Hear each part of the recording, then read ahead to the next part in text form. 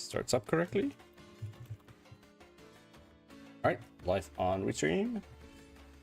Are we live on Twitch yet? Not yet. It says offline. Does Restream think we're sending to Twitch? It thinks so. Twitch doesn't agree. I think, yeah, now Twitch is live. And now YouTube is live. Here we go. Welcome to Code Hangout number 210. So today I want to look into something that I've done a little bit in a place that's probably in one of these tabs. Let me see if I can find it.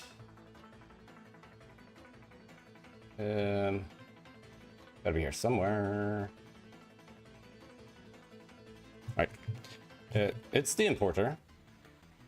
And we should be able to get the local version. So localhost 912. Yeah. So on the importer, I'm basically loading in a copy of Sudoku Pad into an iframe. What I want to figure out now is can I do this with multiple copies? So for example, for project 9x9, there's an admin interface, something like this, and you can kind of paste in puzzle URLs. But I want to see if I can have multiple puzzle URLs, each load in a special version that only shows the puzzle. So we'll need two things. So this is our testing frame. Let's make another one that'll have multiple puzzle iframes in there. Oops. And then we'll also need a special a theme or a layout that only shows the puzzle itself. So let's first create a little test harness here. And we should be able to do that in, I think I can just open folder. I think it's here. So we have frame test. Right, we have inner and outer.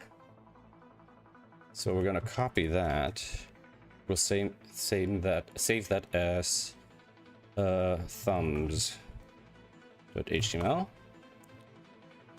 And if I do thumbs here, we'll just have the one for now. Right, and we'll probably get rid of this for the moment. And this. Then we'll have an iframe here. Right. And if I do this and I refresh it, it'll be like that. So then we'll do width, let's say 400 px, height, or let's say 200 px. 200, right? We'll just remove these for the moment. Actually, for the moment, we're just going to remove all of this. Right. And then we'll just do frame thumb 01. And we'll, let's just do this class equals thumb frame. And then here we'll just say style. Thumb frame width 200 px, right? 200 px, and then we can get rid of that, right? And then we just can do this, right? So now we want to look inside these to create a specific style and a specific layout. And first I'm going to bring one up. So we have something like this in the 9x9 layouts. And let's create a special one here with a different name. So thumb. So let's do this, and then I can say thumb. Okay. That doesn't look like it's working. I think I'm filtering by layout 9x9 or something.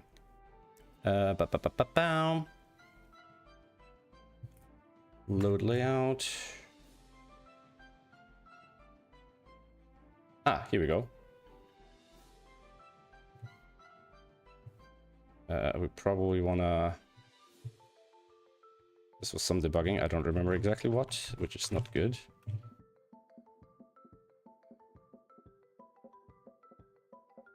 Handle resize. For that. 291.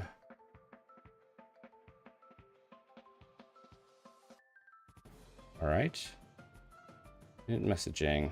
Load layout thumb. All right. So now the thumb layout is going to have a lot less visibility on a lot of items. So false, high timer, true, two-letter, false, and tools basically nothing. I don't know if that'll work though. Yeah. Can I remove all the other things? So, now I have to remember how I changed this, how this works. So, because I changed it for the purposes of the 9x9 layouts, but obviously this is a very different use case. So we have load layout, and is that layout name? So then layouts, remove controls, layout settings, clear layout, and then here we're loading these in settings, menus, controls, tools, remove control button. So remove controls.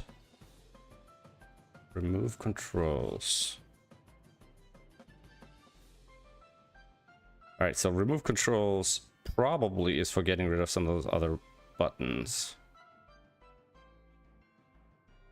But I'm not using them now. So remove controls are used here. Remove control button.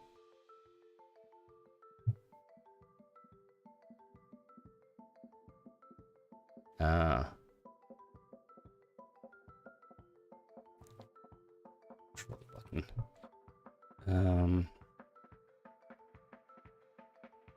I'm not sure if it works for these buttons, but let's try it. So if I say, for example, remove controls and say undo, will that work? Yes. Okay. So undo, redo, check, and select. Yeah, okay, cool. So then the other stuff around the edges, I think I'm gonna just have to do via style sheets.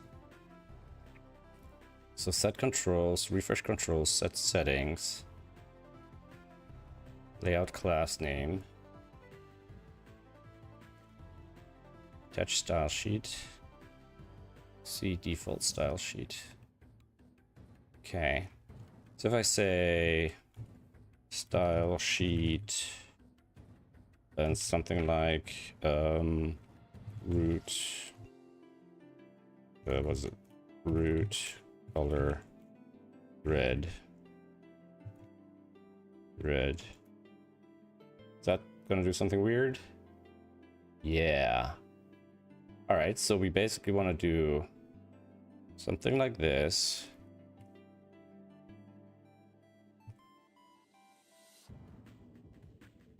Right? And we'll basically want to rip out all this other stuff. So, something like controls info. If I say something like this, display none. I don't know if it'll be that simple. Yeah. No. This might not be displayed. Display block. Ooh. All right, we'll probably need to do these individually. Okay, something else depends on these things. Oh, okay, that doesn't work either. Puzzle rules. Display block.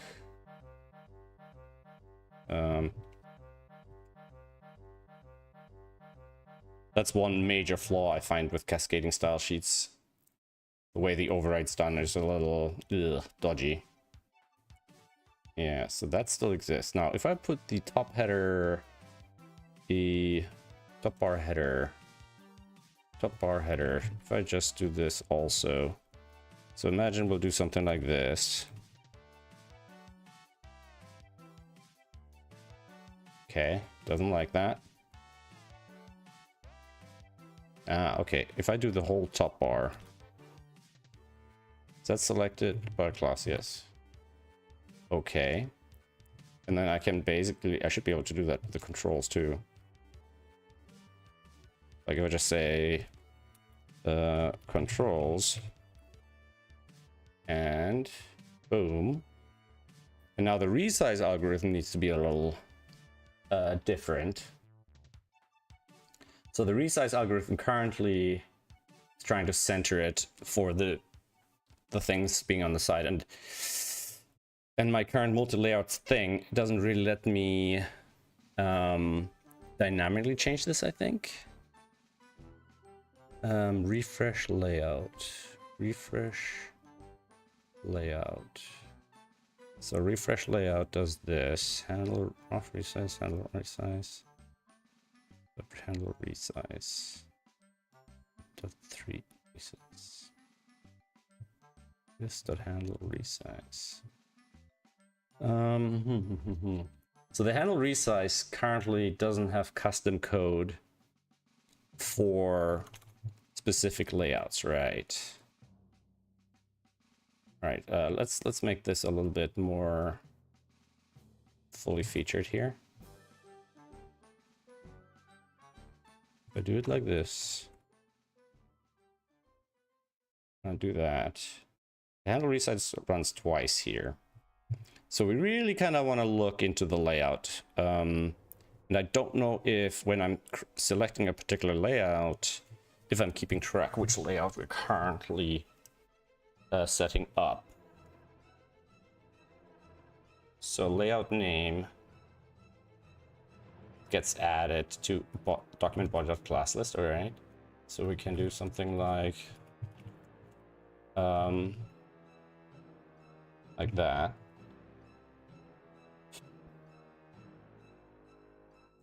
Okay. Problem is this might have multiple layouts in here, layout classes. I almost want to prefix them. Kind of. So, well, we have layout 9x9, project 9x9-1. So we don't want to just have a class thumb, right? We want to kind of something like that. Oop, which one did I choose just now? Yeah, but I don't want to have to define it like this. So I'm tempted to just automatically attach that. All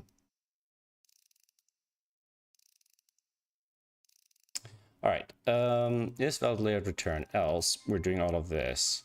So then this dot current layout name equals layout name c dot layouts layout name. Let's see, settings, object assign. Yeah, I think we're just gonna do that. We're just gonna do it by name, not by all this assignment stuff. So then we can just say, when we're clearing it, we're gonna just reset that. Layout, delete. I'm just gonna delete that. And then we're gonna output that here on the resize. And see if that makes sense over here. Current layout undefined. Interesting.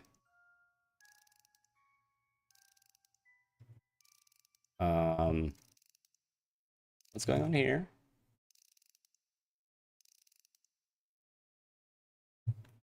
That should work, right?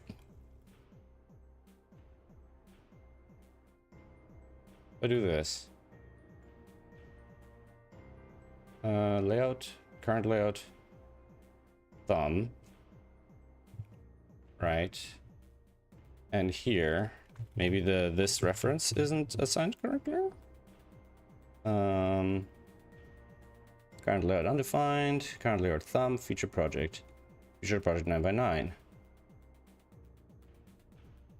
Clear layout happens after the assignment, doesn't it? That's what I'm doing. Yeah. So we actually want to do clear layout before any of this other stuff. Like this. And now current layout is thumb here. Okay.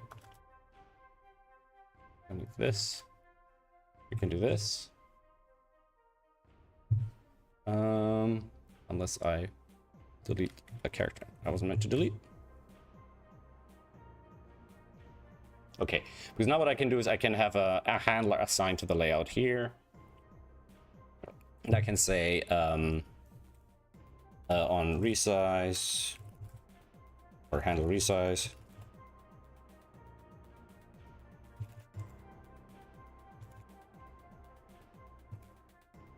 I can do something like this.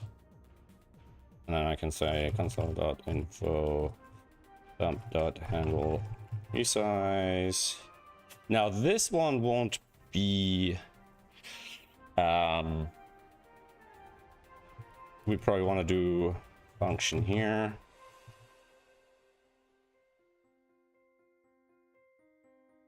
Because otherwise it will not be bindable, right?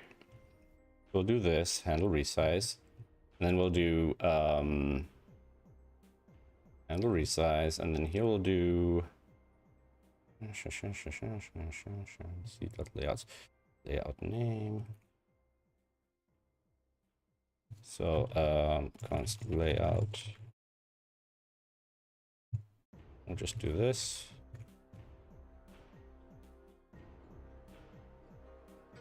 Layout name. Nope. And now we got some layout here, and we got to handle resize, and we'll just do something along those lines. We'll probably do it. Do we want to do it before or after the resize? We'll probably do it after the resize, after the default resize code, but we'll probably want to have an on before and on after in the future. So for now, this is just going to go down here. Right, and then we'll just say if type of layout.handle resize equals function warn run handle resize. Then we'll just say call this, basically something like that. Okay, handle resize, here we go.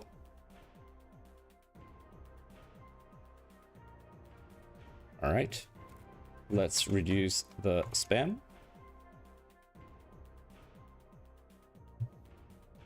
I think we can do this. And we'll just do that. Handle resize, handle resize. Now, it gets called twice here, but I don't think I can avoid that due to how things are run.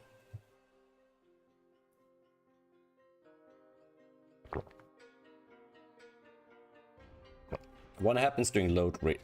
Yeah, because I think the first one happens when we're establishing the setting, and then a resize gets called later on when the puzzle is actually loaded.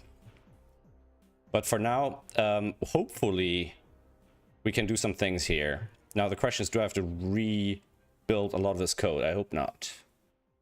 Because the other alternative is to kind of make this more flexible and kind of configurable, right? So for example, say, oh, you know, align it to the left or whatever, or maybe so right now, I think this sort of hardcore builds the layout from scratch, basically.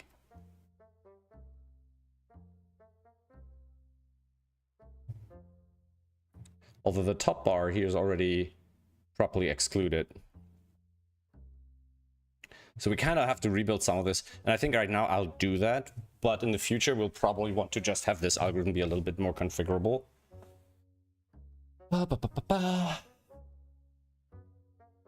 Or maybe it doesn't matter too much since it's kind of centered.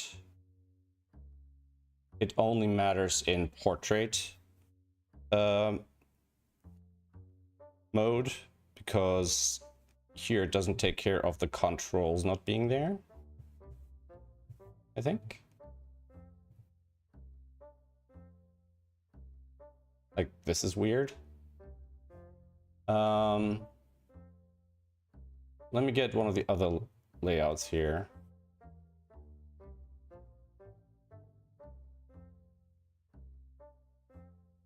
Oh, the controls are currently basically broken for portrait. Okay.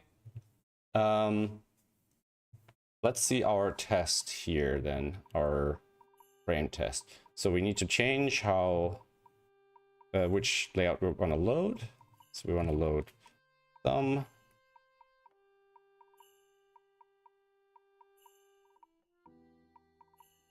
Thumb. I don't like the look of thumb just there. So we're gonna make that thumbnail. We're actually gonna rename that over here as well.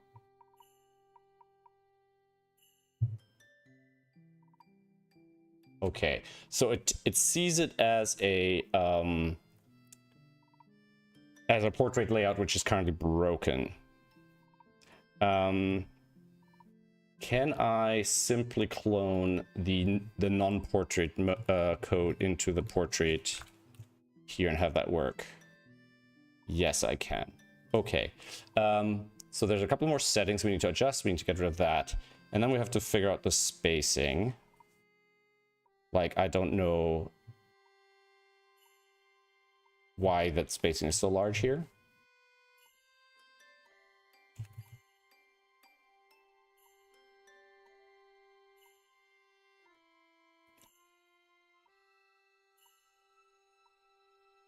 Okay, there's some sort of minimum spacing right now. And I don't know if that's related to the other elements that it thinks would be there. Or is it something related to the margins calculations?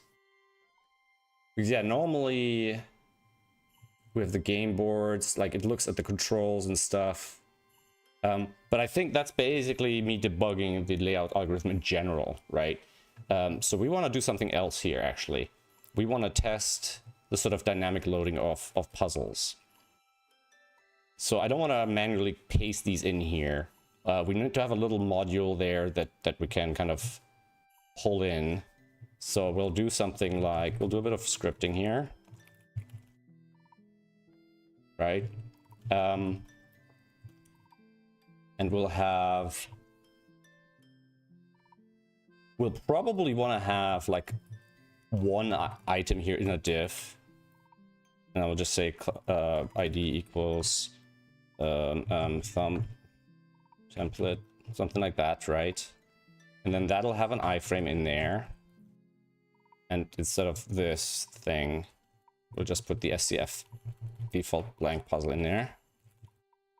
Right? Don't give it an ID. Can do something like that. And then we'll just have an input.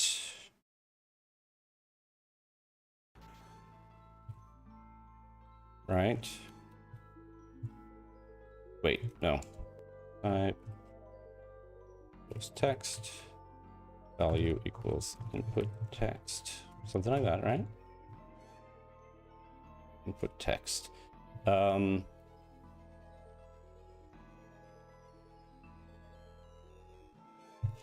Because we want to have something like this, So we're going to do this class equals live thumb. And then we want to be able to style that here. Like background red, for example, right? And then we'll just say display. No, Because I don't want this to be, so display inline block. Something like that, right? And then we will have the iframe there.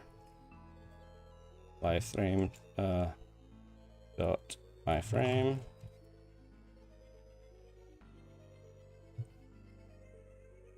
And then we'll have class equals thumb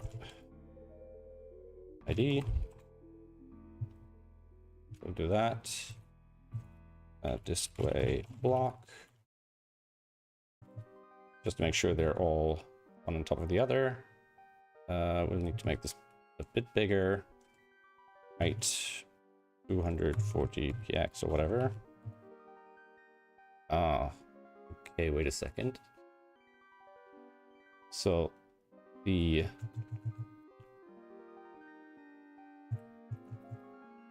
live thumb, here we go, is how big? 378. Okay, it's some sort of random size because I misspelled things. This needs to be displayed. Jesus, my typos are many. Hey Mark, how are you doing? Okay, so width 100%, something like that. Okay, so I want to, let me see if I can get rid of the Pokesven there. I need something with a settings menu to remind myself of what the settings called. Advanced, hide Sven to emoji. What's that setting called? Hide Sven. Hide Toby emoji. So I should be able to add that to the settings or that layout over here somewhere. And that should, yeah, nope. Hide Sven Toby emoji true. Hide Sven Toby emoji true. Setting hide Sven Toby emoji. Is that the wrong one? Is that the wrong one? The button. Hide Sven Toby emoji. Ah, peeking. Oh, it's the wrong one.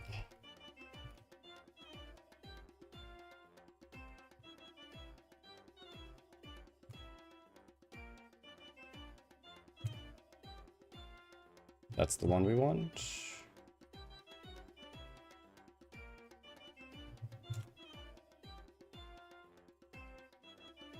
All right.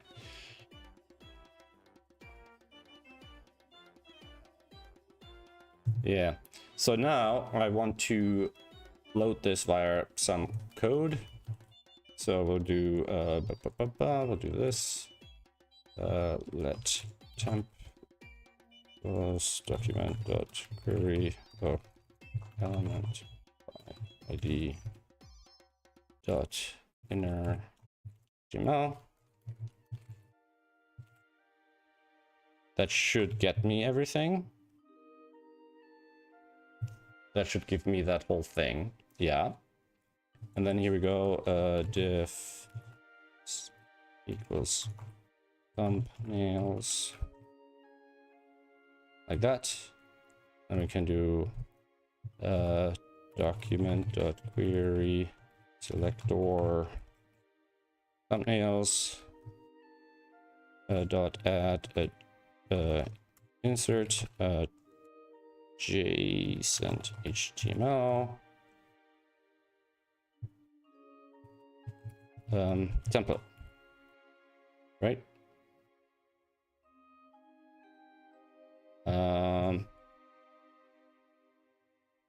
Do this. Is that misspelled?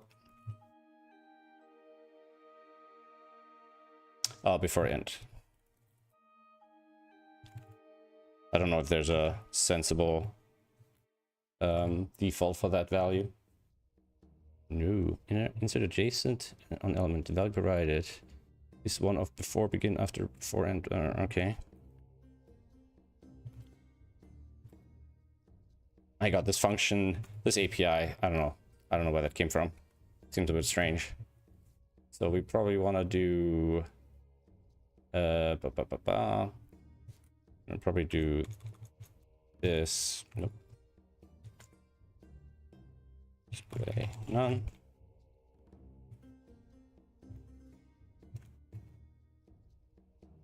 Okay, and then here we'll make a little function const add thumb puzzle ID. Boom, boom, boom. We'll do this, and we're gonna have to replace this in here in the template. So it'll be template. I'm just gonna do that. Template dot replace this with basically this, right? And we'll probably want to replace that as well.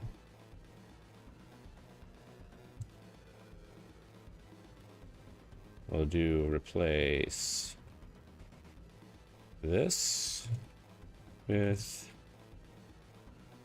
puzzle ID, like that. Something like that. And we'll do add thumb, SCF. Missing. Ugh, okay. So, one sec. Let me just do this a little bit more organized. All right. Okay. And why is there the extra spacing? Oh, because of this arbitrary height 240. Yeah. Okay. So now we might want to see about replacing that. So we want to add some code after the fact.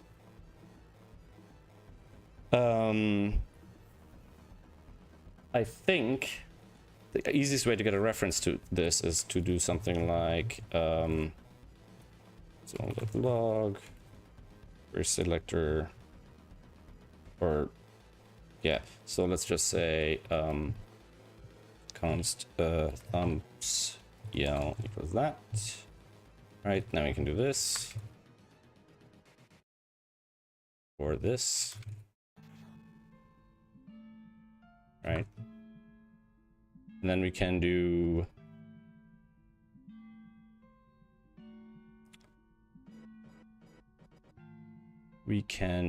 this Dutch lost child, I guess.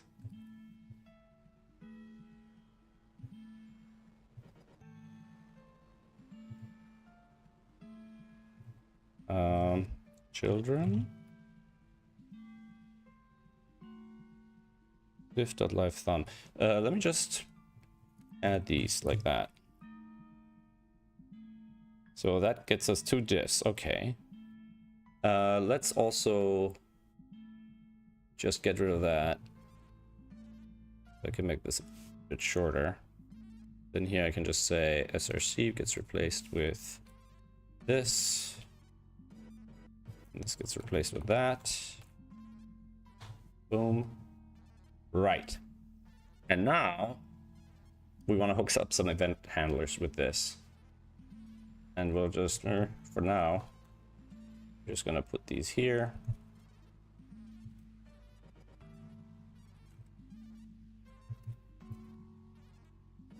Actually, let's get this underneath this guy.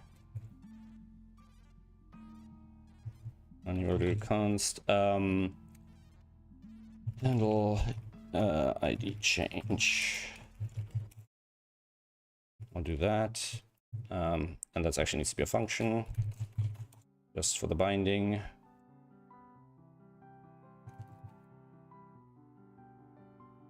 right? And then here we want to do... Why is last child not working here? Why is that giving me just the text element rather than the diff? Indian element last child. Last element child, maybe?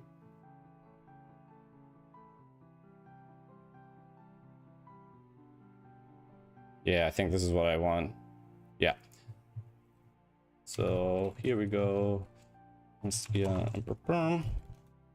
me do el.add el.query selector input .add event listener change handle ID change, and that should be already bound correctly.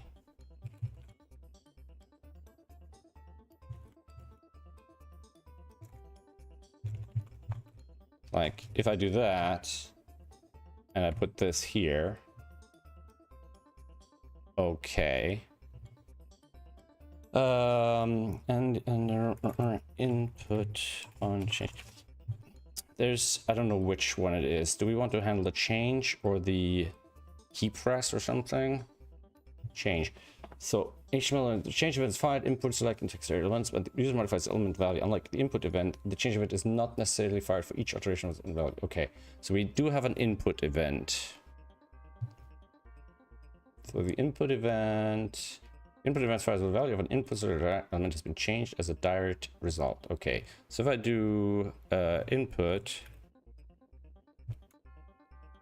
and I'll do that, and I'll do this, and I spell it correctly, and then I do that or this. Okay, so the data is 1. This is the input.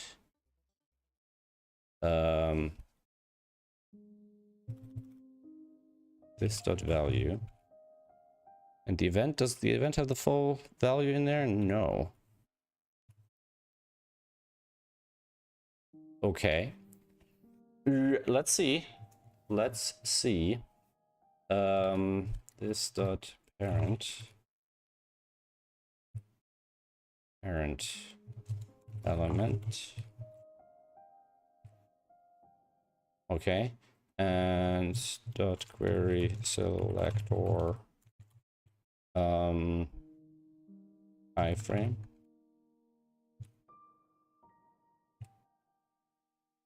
Okay. And then I'll just say el.src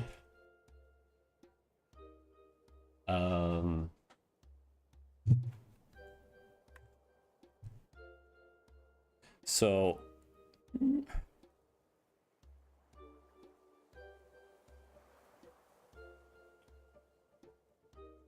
I'm just thinking, do I want to just have a function for this? So if I say something like function update thumb frame plus ID, something like this, right?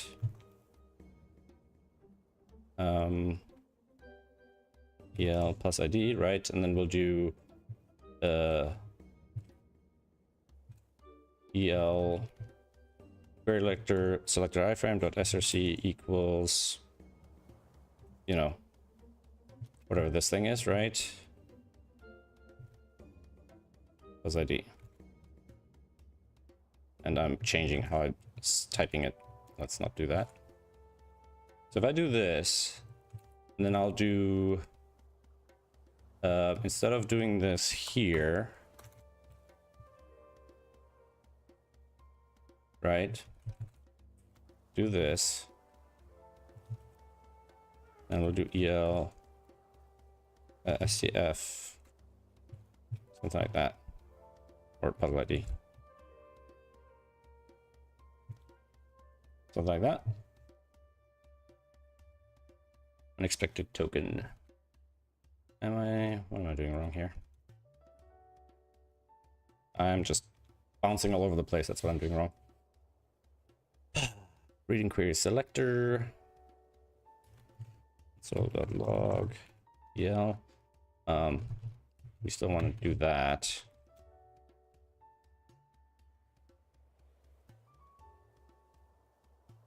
SCF. Oh. That. Okay. And we probably want to do update front frame.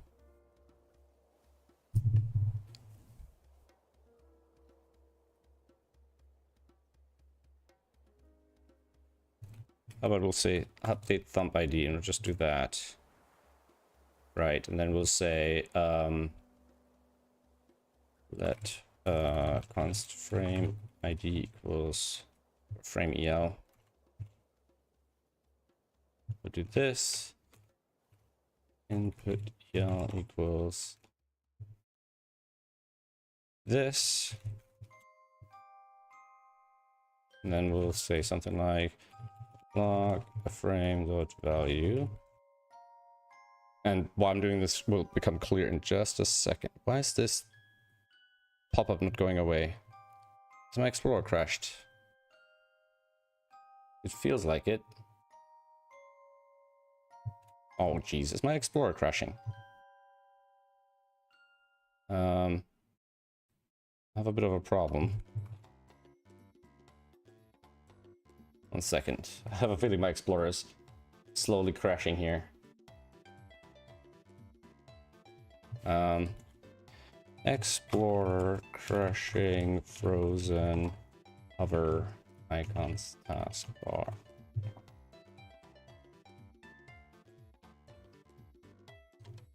Shit. I think I have to kill it and restart it, which is going to cause me a lot of problems. Like a lot of problems. I don't even know if the stream will survive that.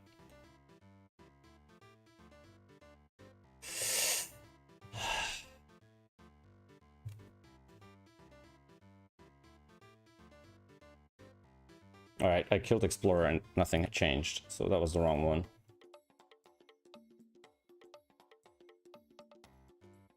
Okay, I killed another Explorer. And it didn't come back. Okay, that's a problem. Why did it not restart Explorer? Uh-oh, what the heck was that? Ugh. Alright, I need to do something with this thing because otherwise it'll go bonkers. It's probably too... yeah, it's already too late. Oh my god, this is gonna be such a pain in the butt. Every stream, something is going wrong. I might have to give Toby his pill in a minute. Alright. Let's see if I can continue without this whole thing just going downhill from here. Alright. Where were we? Can I bring this over here? Then close this, then pull this out and bring this over here. And have these windows separated, yes. Alright. So, we wanted to check the frame value. Here we go. So the value is undefined.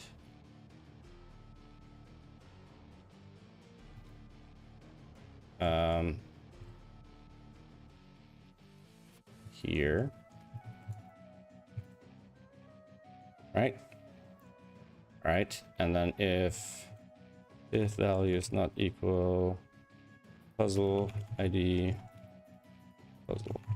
boom.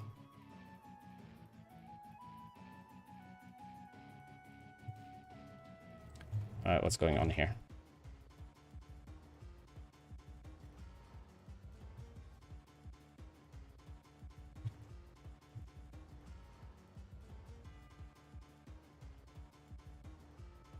Value is undefined. Why can I not set the value here?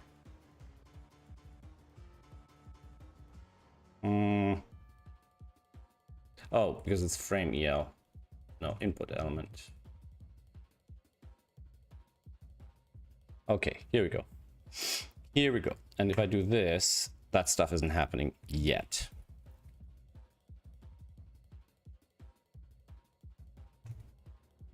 We'll do that. And handle change ID. Handle change ID. Okay. So if I do this and then do this, it's giving me this input. And it should have a new value on it.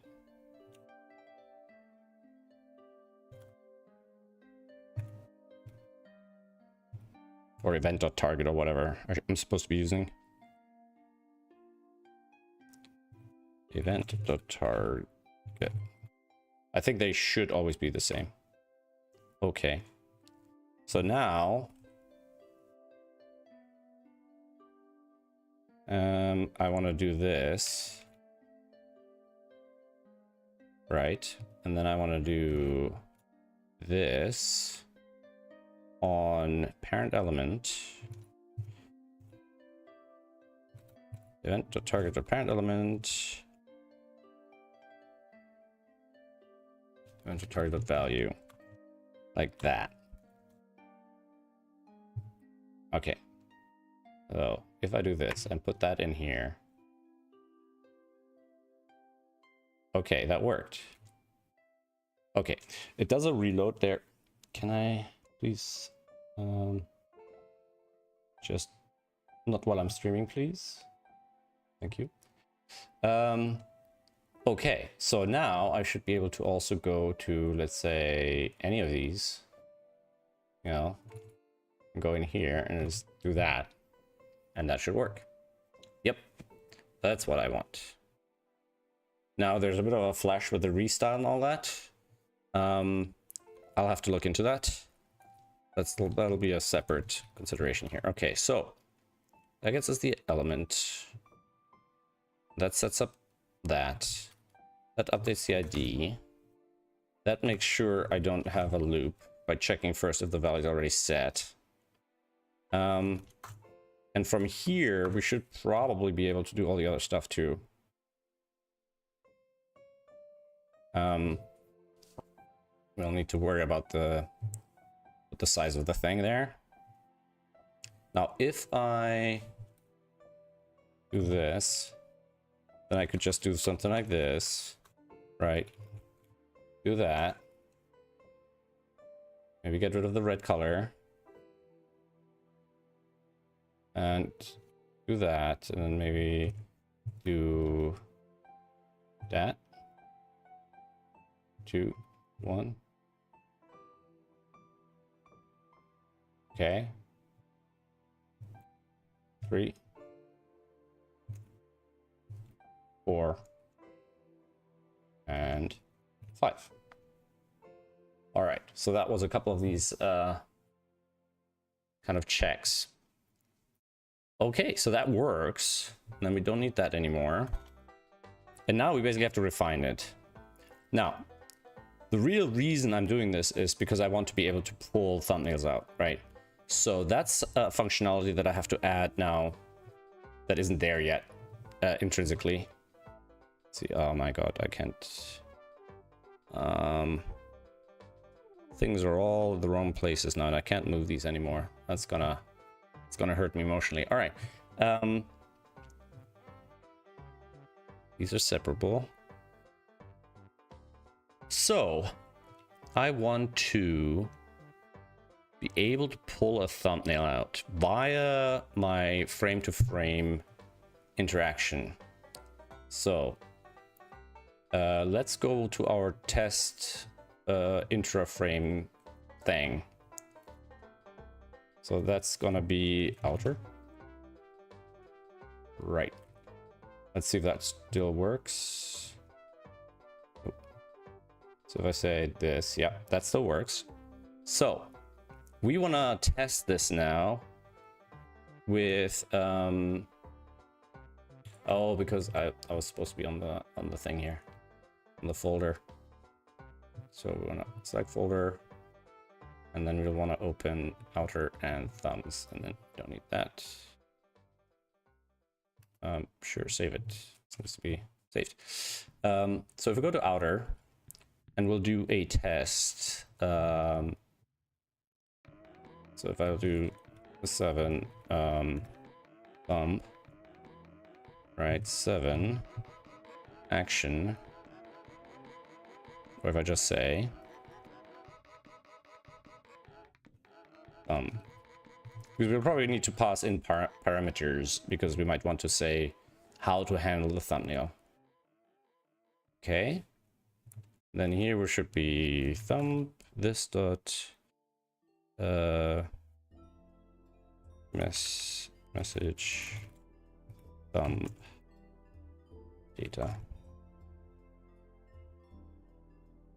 message thumb art or data method message thumb.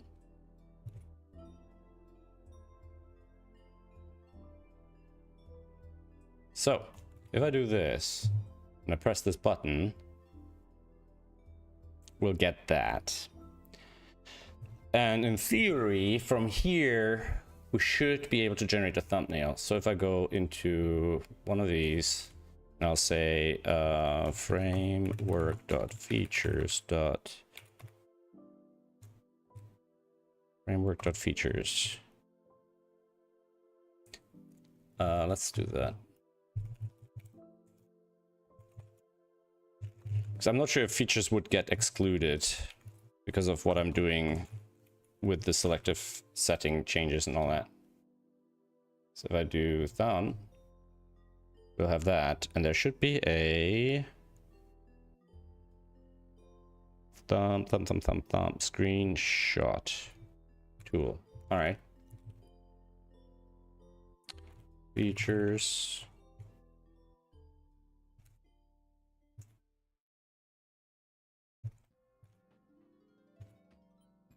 I'll do this, and I'll show this. I should be programmatically be able to generate a screenshot. Yeah. All right, let's figure out how we're gonna do that exactly. So, and I strongly suspect I've done this before, but maybe via update screenshots. No. By image download? No. Handle dialog button. Clipboard image download. New tab. Download. So we open this because I'm trying to figure out, can I generate the image without going through the dialogues and all that stuff? Because here we're doing update screenshot, and I'm not seeing any uses of this from anywhere else, but I have a suspicion I might have tried it somewhere and then given up. No, because it feels like this would be the cleanest API to generate screenshots without. Yeah, I have a strong suspicion I've used this somewhere else. Like I have a vague memory of generating this HTML from scratch because I wasn't going through the actual dialogue. But it's obviously not in this code base. It could be in somewhere. Let's have a quick look. File. Nope. If I go to is it in shenanigans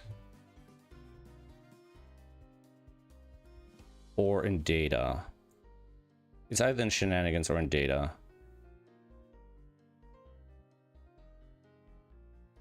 If I search for this here, And maybe in shenanigans as well.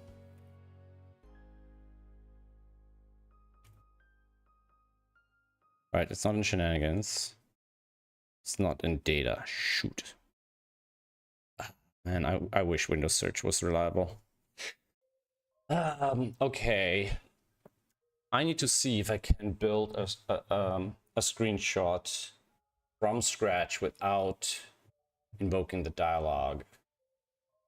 The screenshot preview is getting built inside here. It's just an image tag. Okay.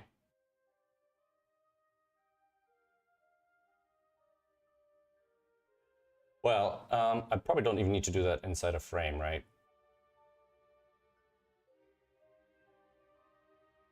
So that'll be something we want to be able to do from here.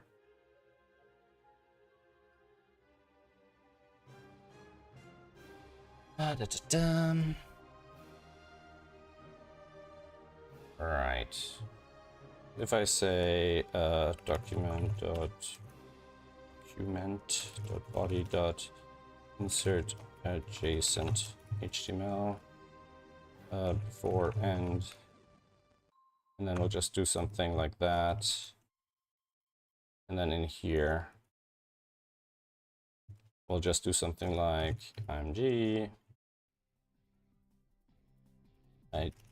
ID equals that,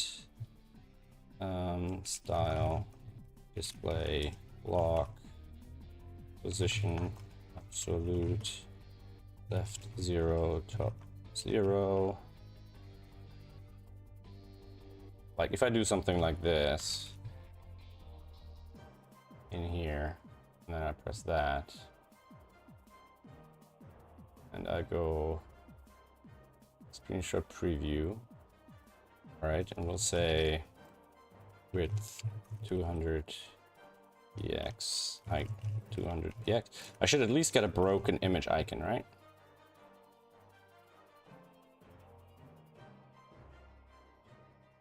No.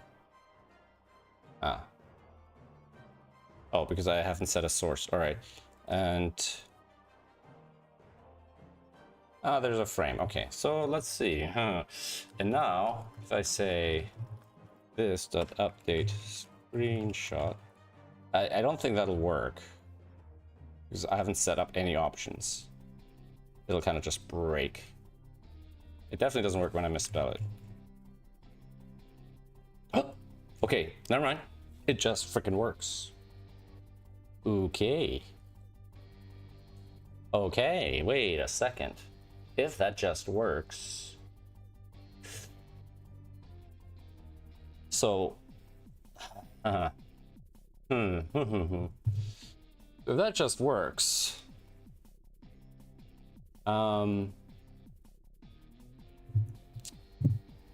Yeah. Problem with this is it doesn't. I wish I had designed this to not be dependent on this preview image, but I'm using the preview image to basically store the data, right? And also I wish I would have designed it that extracting the data from that is more, what's the word, modular. So image to clipboard, if it's that, yeah.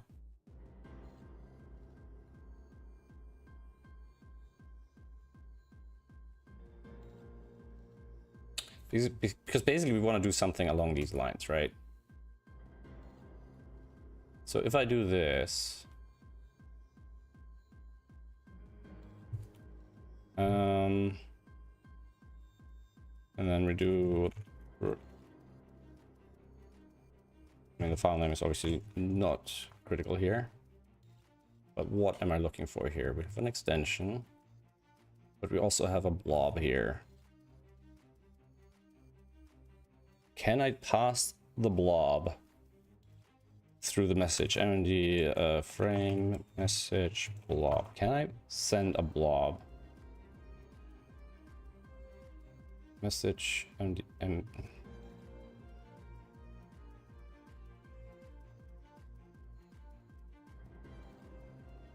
So can I post message blob image?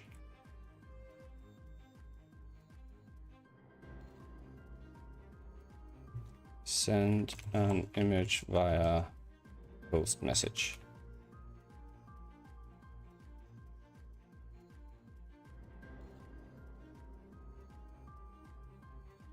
Doesn't say anything about blob here. No. Post message. So we have this dot post message. Post message. It just takes the message and passes it straight through. So if I do this dot post message type I'm thumb blob, something like that, right? If I just do that, what happens? Image URI to blob is not defined. Wait a second, what? 434. Well, okay, that's fair enough. That is fair enough.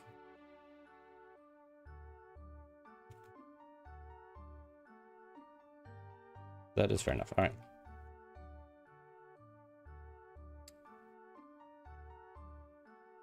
Ooh. Message thumb. Line 436. Okay. One sec. Oh, get file name. Yeah, that's not gonna be a thing. Let's output the blob. And then let's output blob.type. Let's also output this. Although there's no reason why the selector shouldn't have worked. Alright, what are we getting here? So that's the image, that's the blob. Text HTML. What?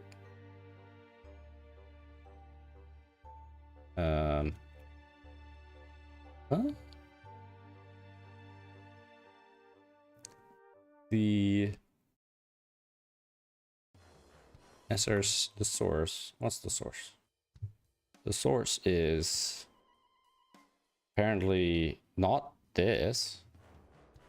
Wait, what? I mean, it looks like it's here. What's going on here? I hope it's not some weird permissions thing.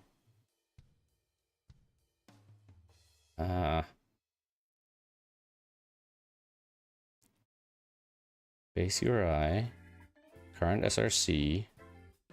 Can I just look at SRC here? Oh man, how many properties are in there? There's SRC.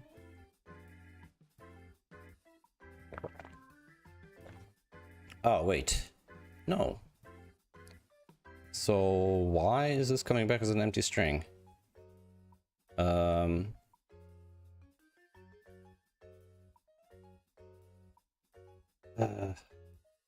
Am I learning some new dark secret of JavaScript this time? Again.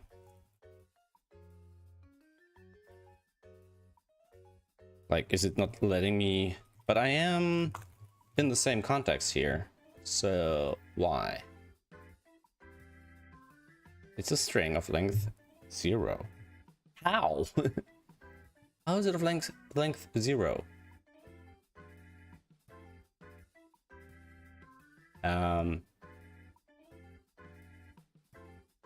In the screenshot, .src image URI.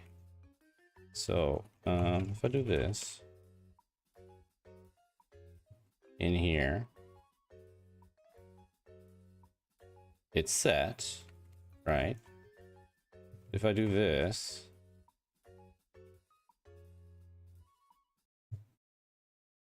and I do this, it's also set.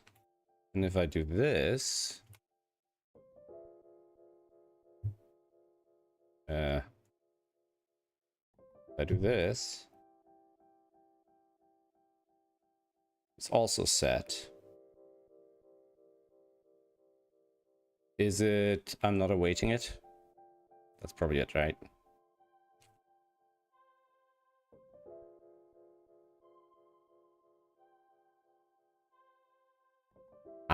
Yes, I wasn't awaiting the async call. All right, fair enough. My bad. So now I'm getting that handle message thumb blob.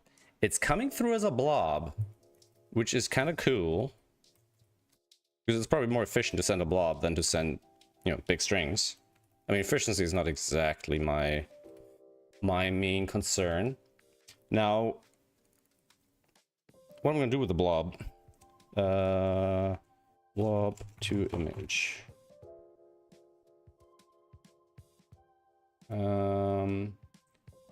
Blob to image element. Do I have to draw the blob, or can I extract the create object URL? Okay, so we want to do that. So on the receiving end, which will be in here. So right now it's just doing that. Hey there. Toby was really keen before on you. I think he was missing you. He's getting bored with me. So we have this, but the blob looks kind of empty.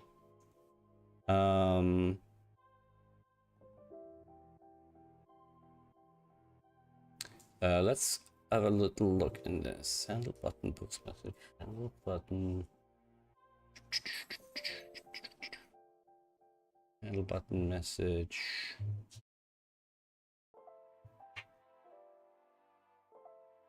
Make handle message. Make handle message. So I think we can just do this for a sec here, or a hot second.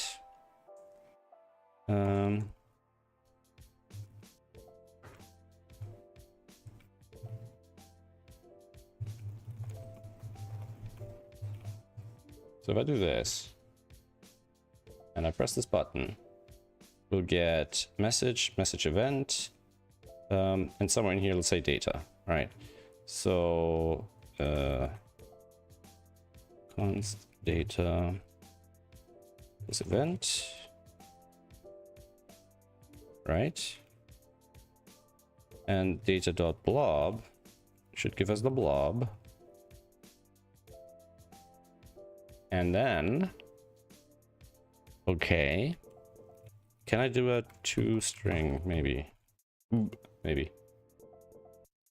No.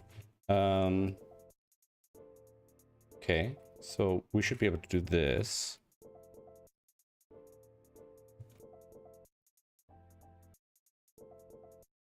And that should get us a URL. Okay. And now we should be able to do something like document.insert adjacent HTML before end this, and it'll be or more accurately, I'm gonna do it like this: G src equals something like that. And that'll be our blob URL. Like that. Right? That should be it. If I do this, no. It's not a function. Document.body. There we go. Hey, look at that. Ooh, okay. So that also means we could potentially, we don't even need the iframes. We could literally just hide them. That's an interesting thought, actually. So we could have thumb frame like that, and then we'll have image plus equals thumbnail. Right. So if we do this, then we'll say live thumb dot thumbnail display block background red or border 2px solid red. And we'll do height 200, width 200. Right? Height, width. Right? And then we should be able to say something along the lines of, ooh, it's gonna be a bit tricky. So we actually need to send a message and we need to get a response. And we need to sort out the responses from the messages. So this might get a little complicated. And in the future, I might have to do some special things there. But for now, I guess I can just look at my post message code here. So if I do post message, and the target is target account target or post message target post message. So we want to look at the iframe, right? So update thumb ID. So if we do this, and if I do this, and the message would be action thumb, something like this. And let's not do 5. Let's just do the 1.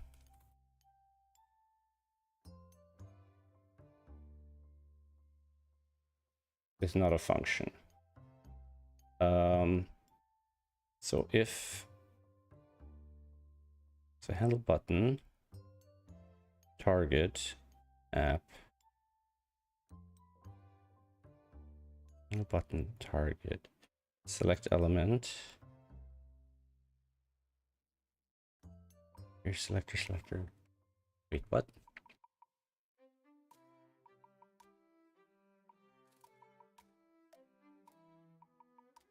Iframe to, okay, so the target is a selection. Wait, handle button, target. We're doing a selector to get the element, and then we'll probably want to do content window here. In this case, because I like it, it's not multi-purpose, right?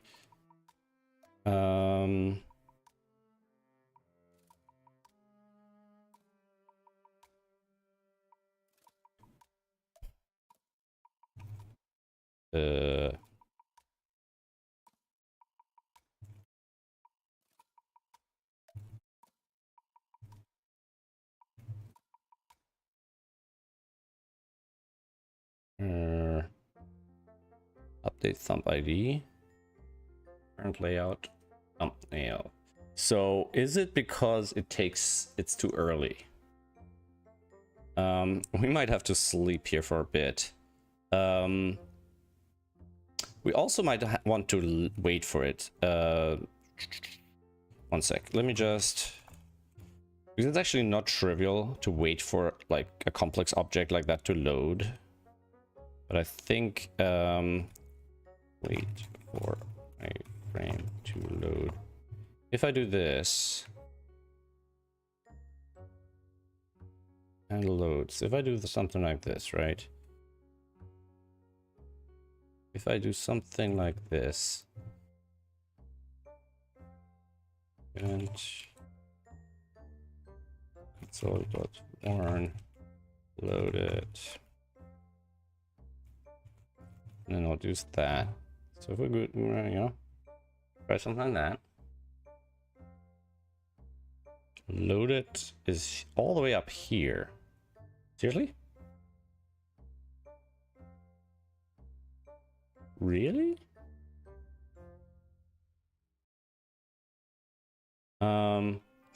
Yeah, I guess loaded isn't enough. We need to actually execute and load the puzzle and all that stuff.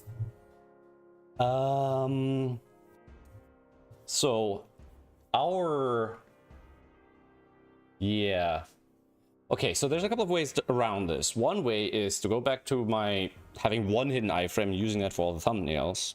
and then managing that somehow. The other option is to have sort of a ready state post message kind of thing. So over here, we could literally just post a message when we're ready. So we could just listen for the ready message. So for example, when we say begin messaging, right? Here we start automatically sending certain events out. So for example, here we'll do post message, blah, blah, blah, right? But here we know we're ready, find handle message here in it messaging, right? So this.post message event name ready, for example, right? So like this, we know we're getting an event out of here. And then here we just have to figure out, okay, how do we generally handle these? Okay, with the handle message thingamajig. So we'll just do something like that, right? And we'll probably don't want to do this multiple times. So we'll probably do this once here.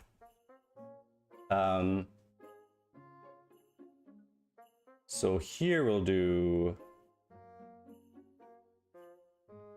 Oh. Yes. Okay, that's gonna get complicated. If I do this here, just one generic one, kind of like that. I'll say something like this.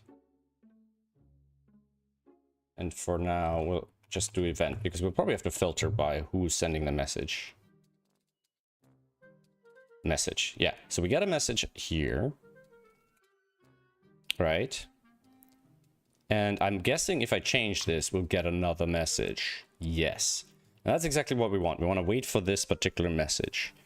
But this message gives us a source element window. We want to actually track it down to the frame, though. Does this have a... Yeah, no, that's source element, message, origin, data, current target, current target window, global, message frame, figure out which iframe message it's from. Query selector all frames that find content window equals message.source. So it's message.source. And by message, I'm guessing they mean the event. Source. But this is a global window. Okay. So let's say here we also have source, right? And we can say source. Then we can say document.query selector all iframe. So that should get us a list of iframes. Document. Boom. Right. All right. And then we'll do find equals source. Dot filter.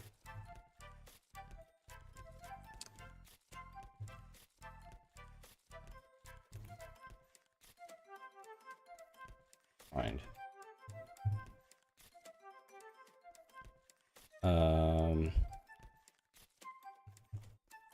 What does that look like? Defined. So source is a global. Is it based on the window thingamajig? Content message.source. el.content window. Ah, okay. Okay. So on loaded, we want to retrieve the thing, right? So let frame equals, or frame el equals this. right? And then that's that. All right. And if I change it, it'll do that again. It'll find me the frame. And now we want to get a bit tricksy here. So now we want to do this. So instead of doing that here, we want to do that here. And then we are going to have an infinite loop. All right. Understood. So we also want to make sure we're listening to just this this particular message. So data if okay, so if data.msg equals event and data.name equals ready, only then do we do this. Right. So now we get the ready event. Now we're sending this thing, and then we get another event where now it's a thumb. And when it's a thumb, we can do something with it, right? So, and we did this earlier, didn't we? Somewhere. Here. Yeah. So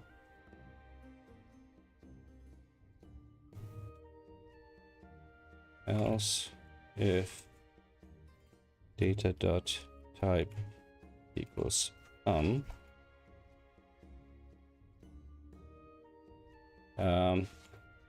we want to do let mgel equals so that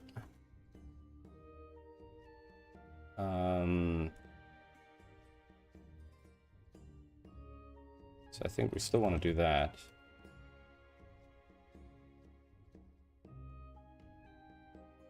Dot query selectors. No, wait. We don't need the frame.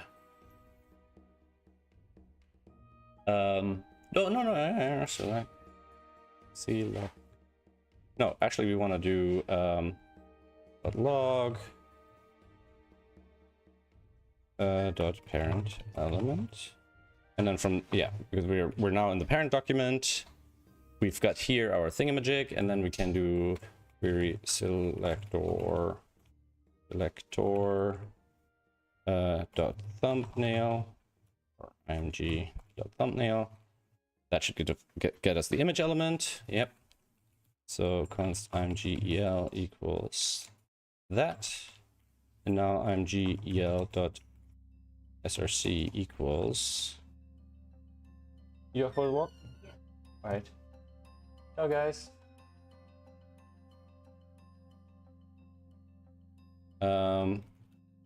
That's gonna be this. And now, hopefully, we get that loaded into our image tag, which means now we don't need the iframe anymore visually. So we can say display none. Display none. Wait, why is none not good enough? Why is none not good enough?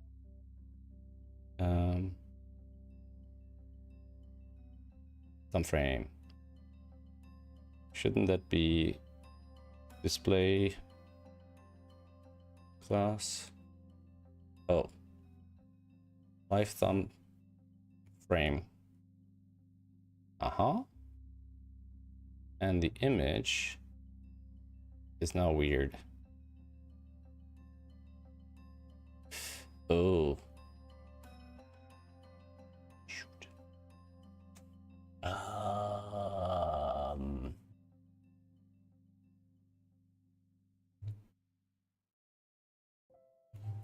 So we want it to be this. Okay. Position absolute. We don't want it to cause any flow. Opacity 0. Now, does that affect the thumbnail rendering? I don't think it does. Now, the problem is we basically have to make it the right size. Otherwise, or maybe we don't. Can it just be width height, like tiny width? There's something happening to the layout when I make it position display none. Ah, okay. I mean, still want to do that, and then this doesn't need to have a thing anymore. Oop. Boom. And now I can do this. Yeah. Ah.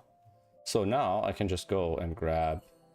And let's test that this works with more than one as well. Nope, this one. Boom, 2, 3, right? Then I can take this one and put that in here. Oops. Ooh, why is that not working? Why is that not working? All right, before we making the iframe disappear, we should probably test it a little bit more. Why does that happen? And wait a second, why does that happen?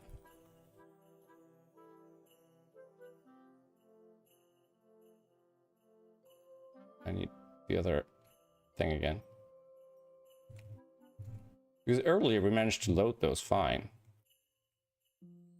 Like it loads it, and then as it's sending the thumbnail off, something happens. Oh, is it because the screenshot preview in on the client frame just overload, like hides everything in the iframe? So after we're sending this off, we can just remove it, right? So we should be able to just say remove.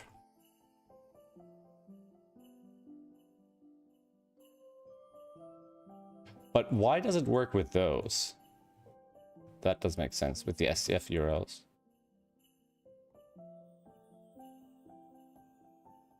What? It loads. Is this because event ready happens too early? Maybe it happens before the puzzle is loaded. Ah, so that's why it works on these, because they generate locally during the loading. So the event ready happens before the puzzle is ready. So I'm creating the screenshot too early. All right. Okay, so there's a lot of, but yeah, it's a lot of fuffing about, but I actually do have to do the fuffing about. So it's something worthwhile digging into a little bit more. Basically, what I really want to do is I want to have the ready event, but then I want to then afterwards attach a listener for the puzzle loaded event, right? So in the moment, the ready event fires quite readily. Now the puzzle loaded event, load layout, handle loaded. Doing this, if offloaded, update title, resize. I think it's part of the whole begin messaging, handle dialogue and errors. No, it's not exactly. Yeah, so I need to figure out, yeah, part of, like, I need to figure out exactly how I'm gonna do all that stuff. Like, we could poll, we could, you know, we probably want to do like an init call. It's like, hey, is the puzzle loaded? Notify when puzzle is loaded. Right now, this ready event happens here, init messaging, right? Handle loaded happens when the puzzle is loaded. I'm assuming. So do we get handle loaded? Yeah. So maybe we can do this here, event loaded. Right. And then over here, not over here, over here, we have this. Message loaded, ready. Loaded. What if we do this? And then iframe dot share iframe dot src, or is it href? So if I clear this and say this, then loaded happens before ready. That doesn't make sense, and it's slightly concerning. But it could once again just be an artifact of these getting loaded so fast because they're local. And by local, I mean they're just generated, right? They're not actually loading puzzle data. So we have ready here, and then we have loaded here. Okay. So what if we wait for loaded?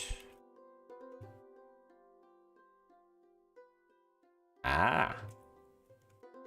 Yeah, that's more like it. All right. I mean, obviously it gets more complicated, and we want to make sure this is all. Like the other thing we could do is we could wait for the puzzle to be loaded on the other end. So if we're asking for a thumbnail and the puzzle isn't loaded, we don't do that. So for example, message thumb. I wouldn't even know how do I check if the puzzle is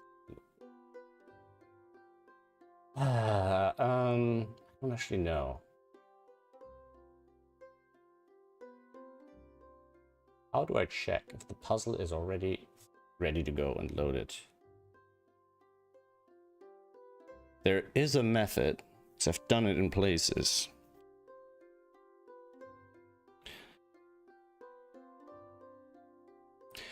One of the issues is that I don't think I have like a loading cycle state system at all. And I don't know exactly what happens when we start loading a puzzle vis-a-vis, you know, the puzzle is already loaded. I can wait for the loaded event, but it won't happen if the puzzle is already loaded. Why is it so hot in here? It's like everything cranked. I think I'm checking source puzzle because like if I look at where loaded is getting triggered, right? So somewhere ahead of this, it sets current puzzle, right? And if I search for current puzzle, it gets set to undefined somewhere. So if I say current puzzle equals undefined, and then I think load puzzle, refresh controls, current puzzle undefined. I don't know if,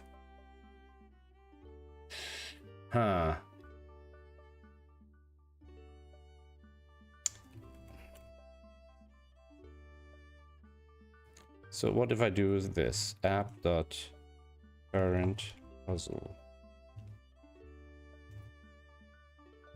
Let's go back down to 1 because it's kind of noisy in the console.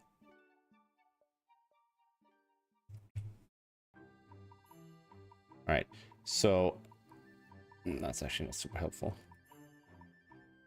If I do this, clear that, and now do this.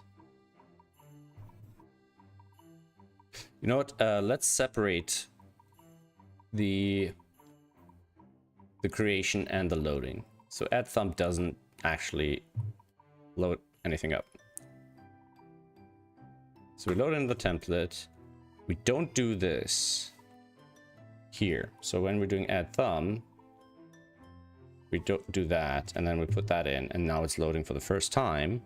And now we can see where thumb resize message event ready. Loaded. Action metadata. But now I want to check. So we have screenshot. Okay, the to-do establish portrait layout is not helping. It's just so spammy. So we're gonna do this. We're gonna do this. And we're gonna do We're gonna do this. And once again,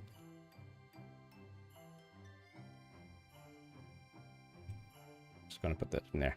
So, loaded, ready, post message. But I'm hoping to see what happens before these. Okay, let's get rid of more of these. Thumb.handle resize. 128. Oh, okay. Okay. So here, message thumb, post message. So loaded and ready get fired separately. So now I want to basically request the thumb. Well, first for one and then for the other, right? So we want to try ready first.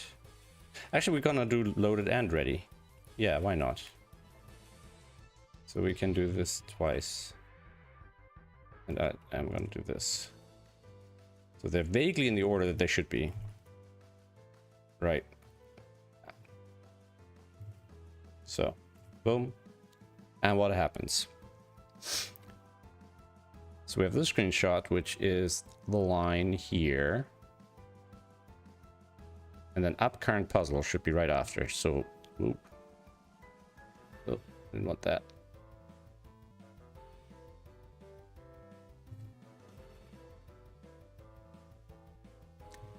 So we have, and then app current puzzle here is assigned, and app current puzzle here is undefined. So we should be able to tell which is which. Now the problem is, if I do this and do this, right?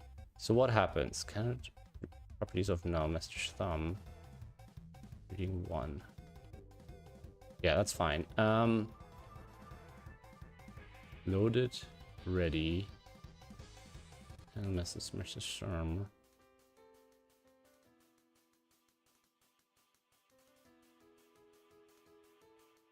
When the thumb messages come in from the frame, I don't actually know which one sent them. Action thumb, screenshot trip. G current puzzle, no, reading 1.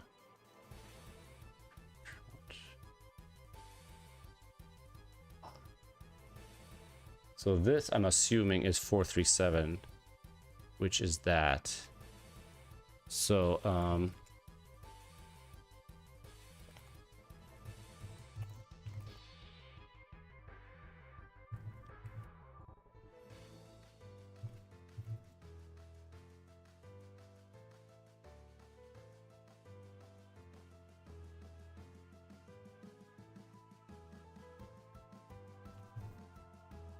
yeah, I don't actually want a live update like that, because it's actually fully reloading it. It's not just loading different. So it's always a first time load. Okay, I didn't actually figure that out. So here, app.current puzzle, then blob type is busted, but then blob type a second time isn't. Why does blob type here get loaded twice? Probably because of async, right? So that's a bit annoying.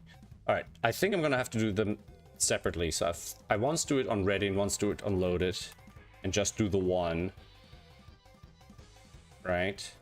So now if I do SCF, I just paste that here in one step. So now this is on ready. Okay. And if I do it on loaded, so on ready here, app dot whatever, current puzzle, it has the data in it, right? And if I do this, also works. It's only a problem when I do it twice. If I do it like this. So one of them doesn't go through then. But there shouldn't be any reason for that.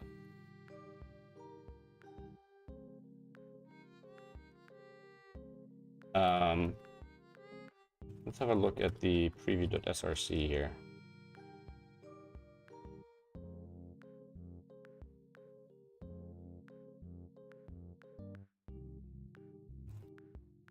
So I do this, 1, 2, right?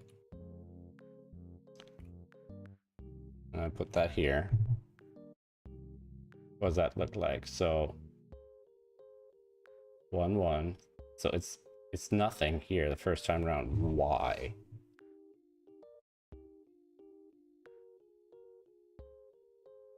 Image UI to blob. So feature screenshot. Yeah, that doesn't make sense. We don't need to do that anymore. App dot earn puzzle. Sure.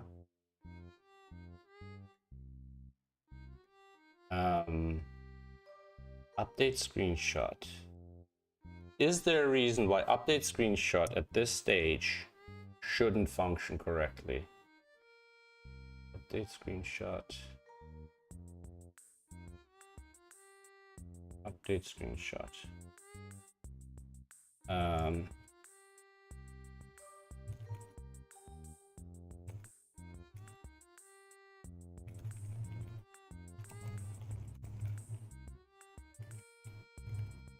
So we're doing this.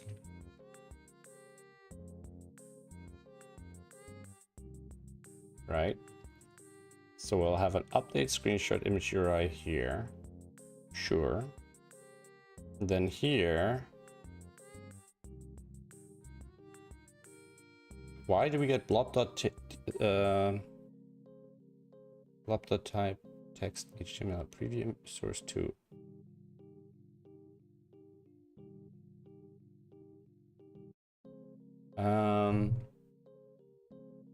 Blob.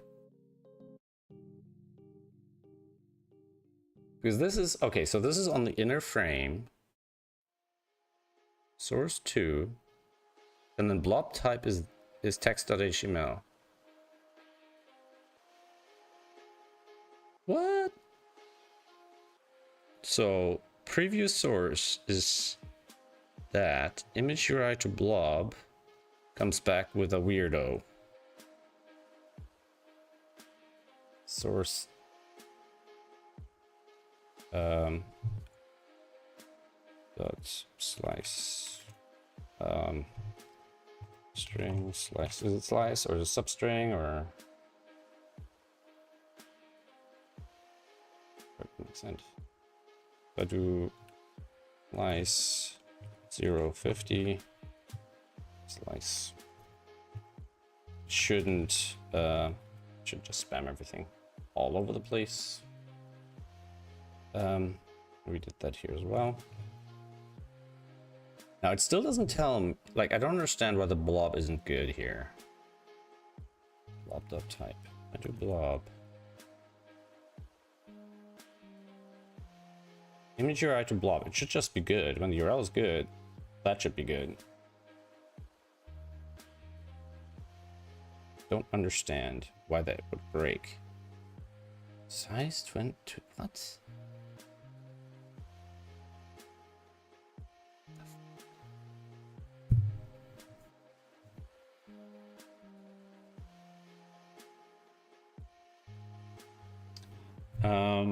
Image URI to blob. Is that buggy? I mean, it's possible, but it's been used for a while. Image URI to blob. What do? You're probably drawing the image onto a canvas, I imagine. Ah, no, you're doing a fetch via blob. Then you're doing an image decode. Oof.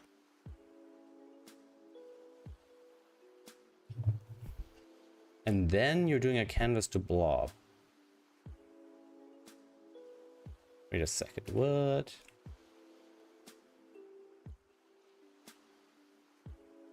Where's the canvas to blob?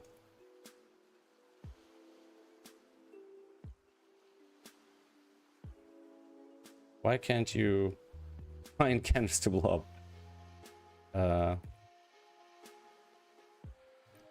This function is defined somewhere that is not in the scope of this search, which is bizarre because this search should be for the entire code base. What's going on here? Excuse me, what's going on? Oh. Does that exist? Puzzle. Rules. What the frick?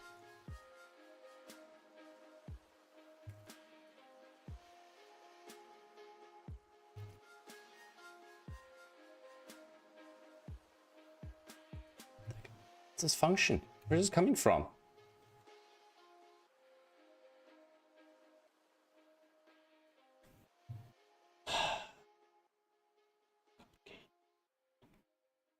Everything is complicated.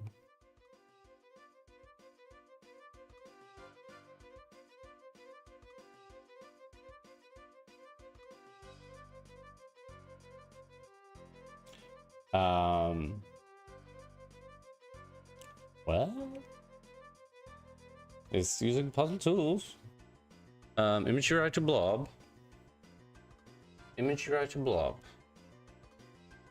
Image URI to blob. Preview source 1, preview source 2. Between the two, image URI to blob is being called.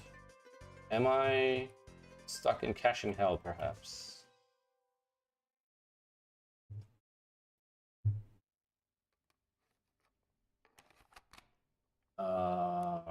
Shoot.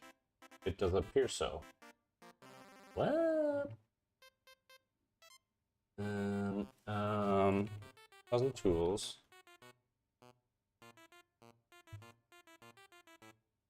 If I search for Mr. Blob,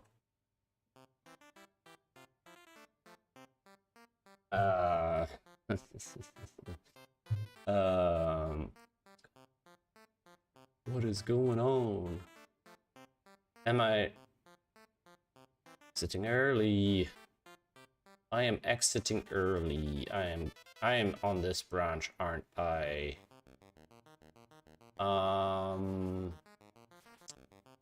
Ooh, okay. Alright. So if I do this, right. Right, and then if I do a wait fetch, what does that look like?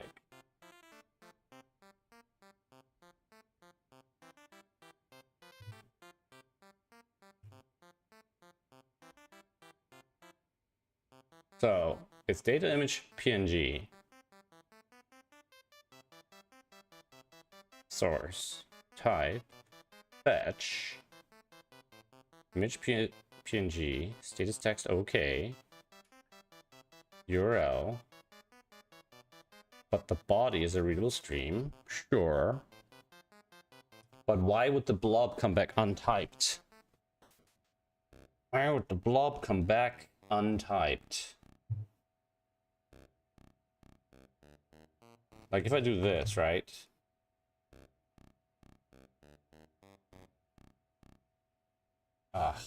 That's not useful.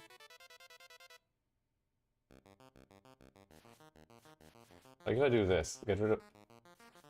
Why is it just dotting it? No. String contents. No, it's shortening it. God damn it, Chrome. Why? Let's say copy. You're not copying the whole thing. You're copying ...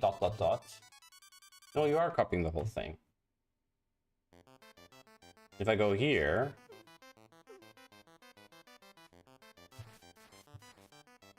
content type image PNG. So you know the content type.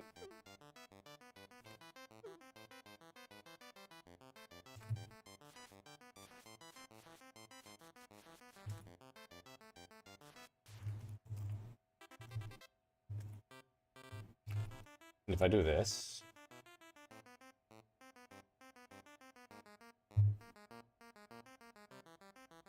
fetch,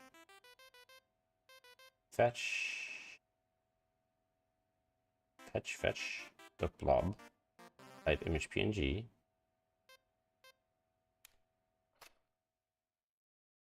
Text HTML.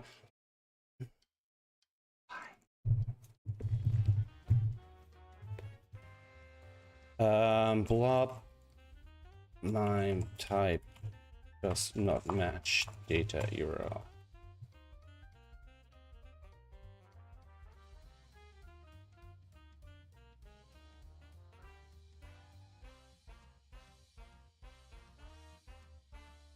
Why does it come back as text HTML? It doesn't make sense.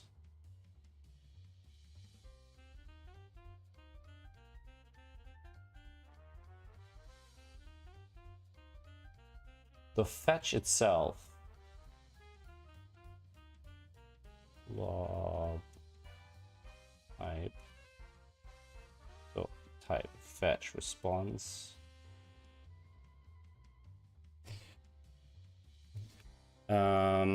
Response MIME type.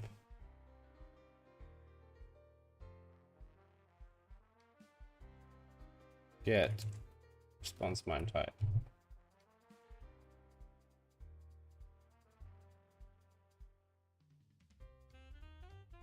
Okay, so this method doesn't give me correct MIME types. Sometimes it seems to give me the correct, you know. And the weird thing is, as far as I can tell, they're always correct. What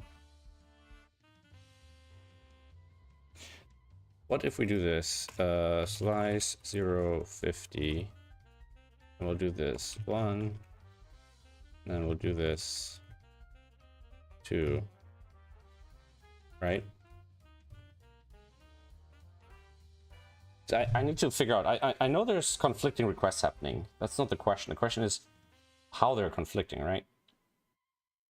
So src2 after fetch.blob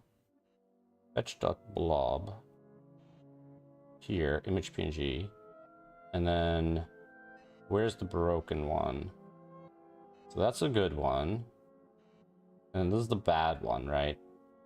And here src2 is still fine. It looks identical. It is identical, right? src1 and src2 seem to be identical. Blob.type image PNG.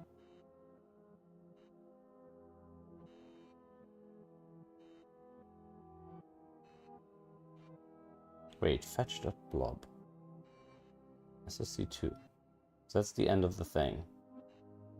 Image PNG. And then here, fetch.blob, text.html, src2 is blank. Wait, what? src2 is blank, src1 is it's blank. That's why. How is it blank?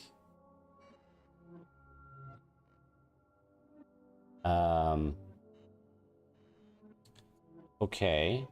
Well, that explains it.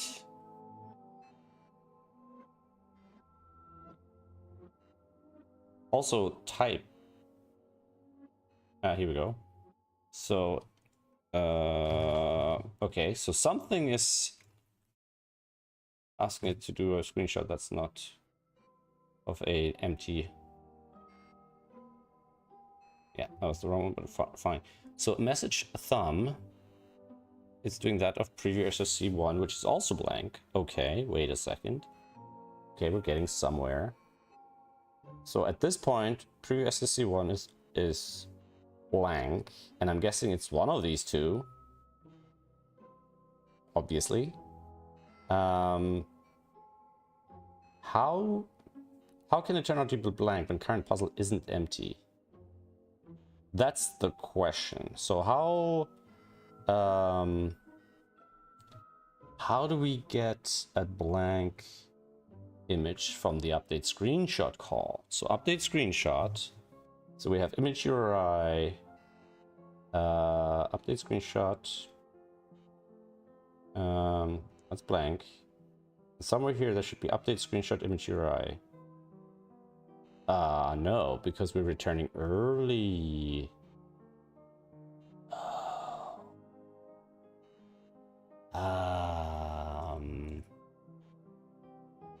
So I think we need to force a new screenshot here. Okay, all right. So the screenshot is caching stuff, and the second time is all right.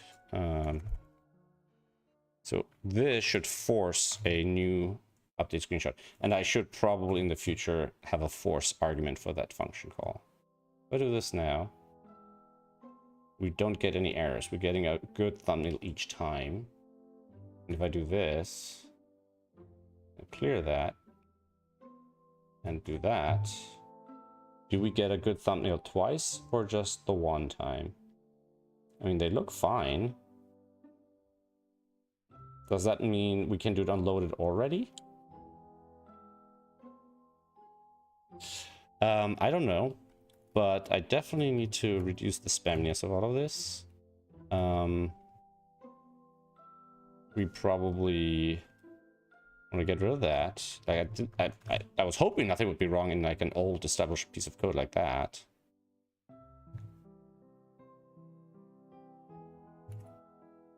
All right, if I do this, I get 2 thumbnails. So let's test it again on, let's say ready only.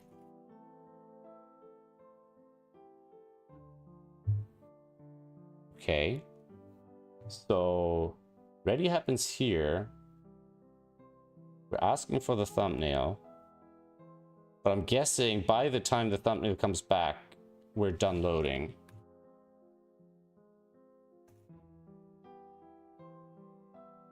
All right.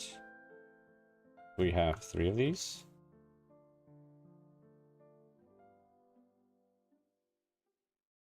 Okay. And then if we have something different.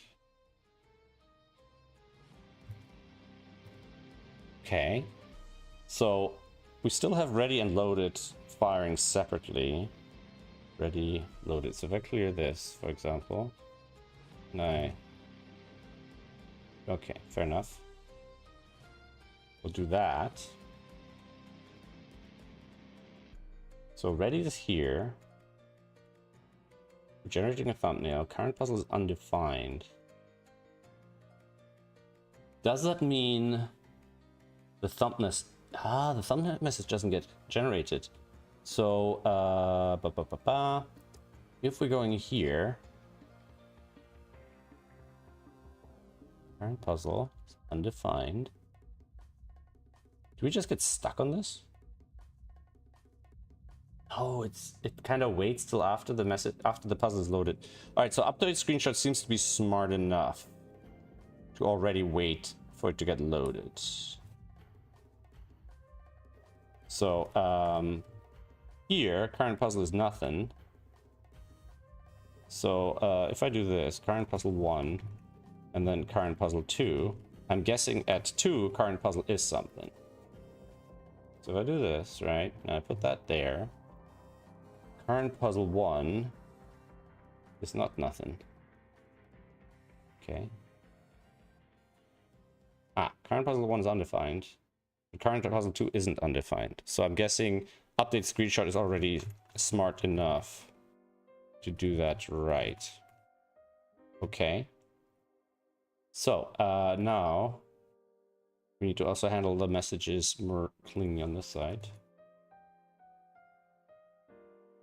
Okay, so we have handle message on this side. Oh, my nose is itching. My nose is itching. Handle message. Handle message. Okay. And then we have the message here. And we still have a log in the update screenshot. Here, which we're gonna get rid of. And the post message log, which we probably also want to get rid of. Post message.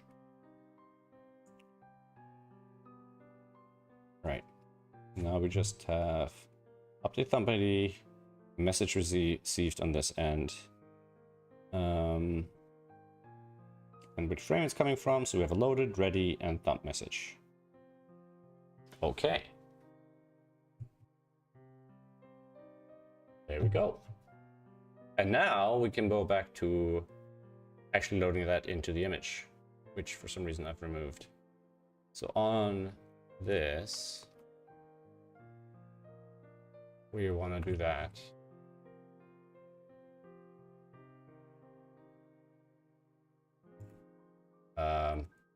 Okay.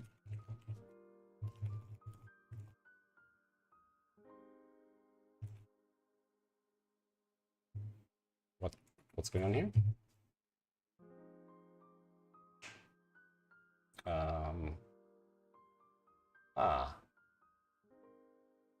Oh. Is that no good? The main one can't be found. Wait, why?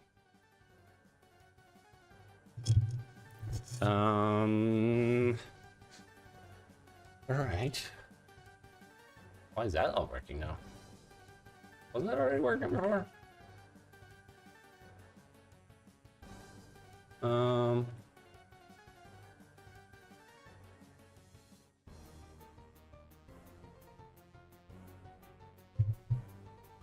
Let's get rid of the spam. Yeah, okay, source nothing, blob. Type blah blah blah, image PNG. Image EL, blob. Okay. It's a blank image. Wait a second, what do you mean it's a blank image? Alright, is it that the image is created, the stuff all works, it's just sending a blank screenshot because it hasn't been loaded yet. So if I do it on loaded instead of ready, so I thought everything was fine, it's just it didn't crash with an error. It didn't mean it was fine. Okay, I think that's what's happening. Okay, so we do need to go and load it. Okay, it was strange that it was working anyways. So in a weird way, I'm almost kind of happy. So if we now go back to here, we'll do that. We'll do that. Okay. And if I say display none, we might have an issue. We have an issue because of the way resizing works, I guess. So I need a different thing. There we go. Okay. It's not super simple, but it's definitely doable. And in a way, it's more elegant than my kind of using one local renderer in the background. What I don't like is that we're reloading the page for each puzzle. So we actually do want a way to message it to load a different puzzle.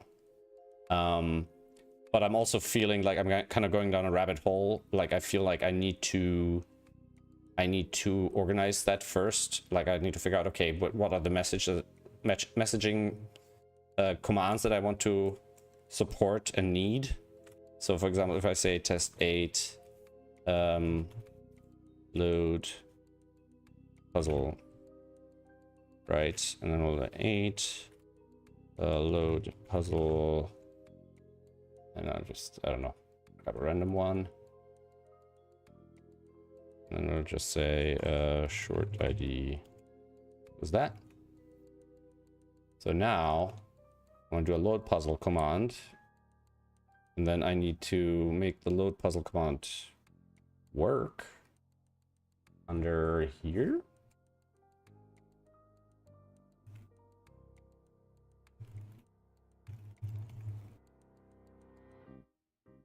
Right.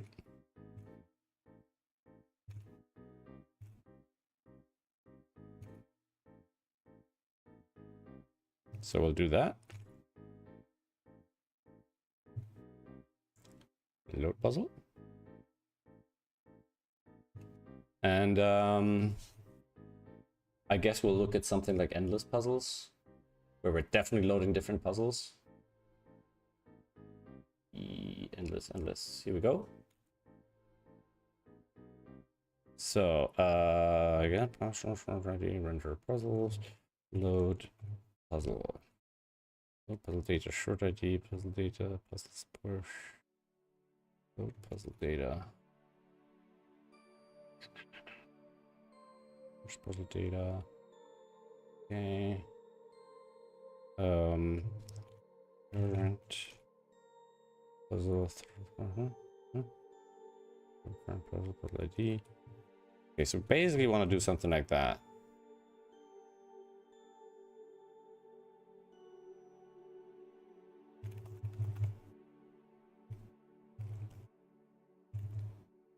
Something like that. So we then want to do this. And the resolve puzzle data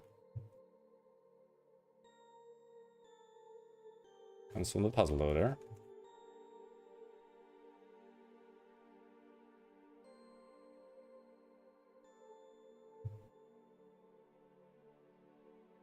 And that should be data dot short ID.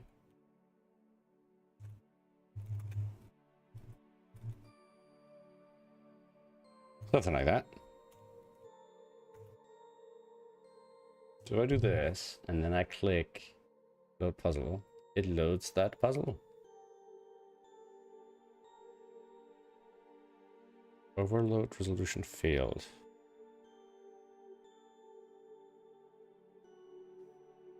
Okay, because it's just doing that blindly. Somewhere here. Yeah. All right. So we have a load puzzle action. Which kind of brings us back to here.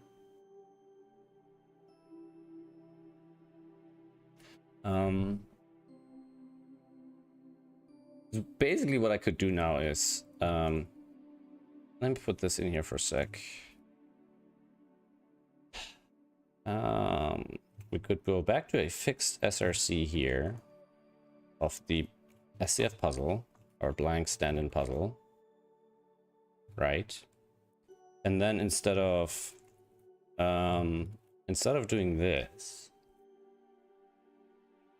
we don't actually do any of that. Like update thumb ID. We're kind of not doing that. Right? So if I grab this, I do this.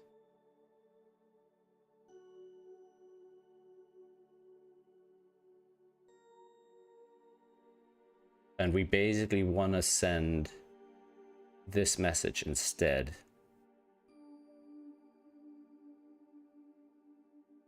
So frame EL, post message, load puzzle,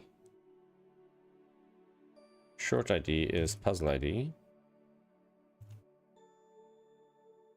So if I do this and I do that,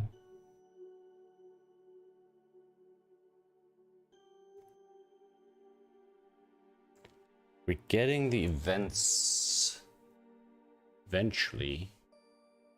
Oh wait, I'm hiding the frame again. God damn it, I need to be careful because I'm gonna keep forgetting, and weird like things are gonna be different. Yeah, so it doesn't load it immediately. Okay.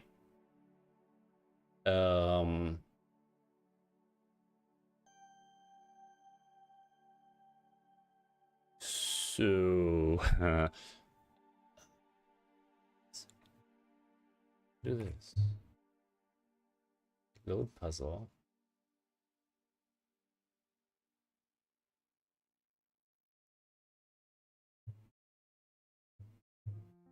So it doesn't fire another loaded message. It's where I'm here.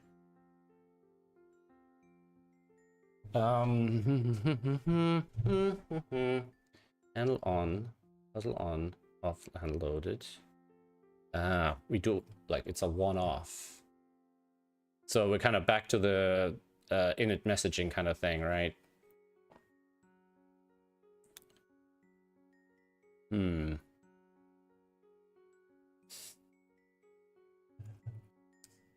Yeah.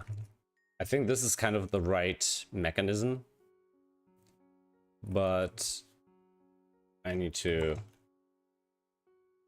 figure that out.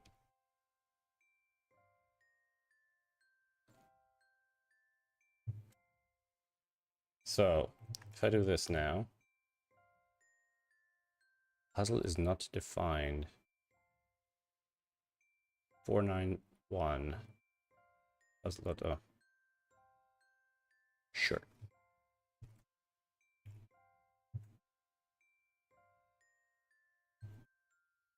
So if I just do that, okay. Now I grab an ID. I do that. Okay, so that works. And now it works in the right order.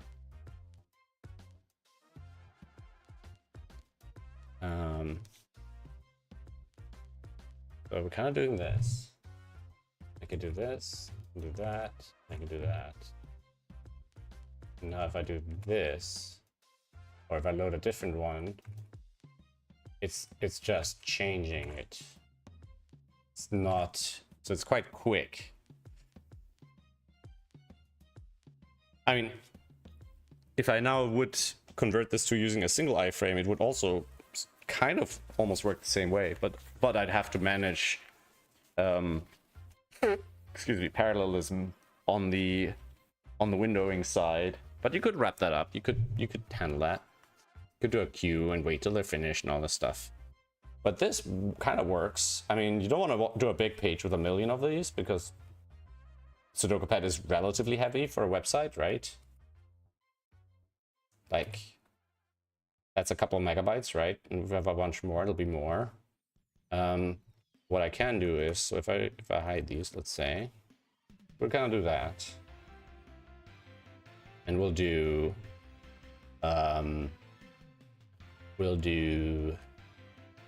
so let me just, because right now I don't think, yeah. So let's make these things float like that.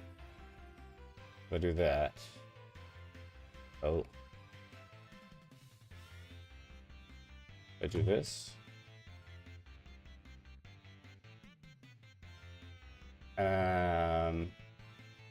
Why are they?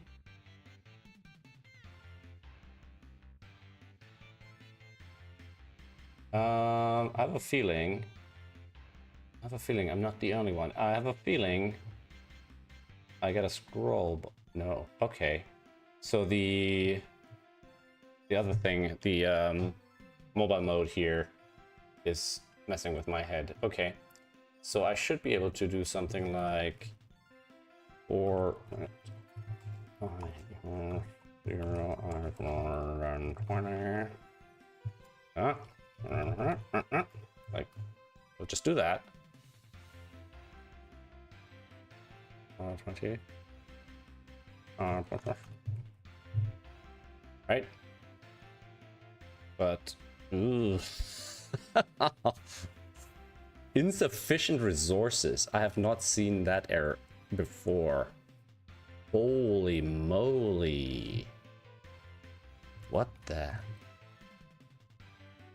Is that a Chrome thing?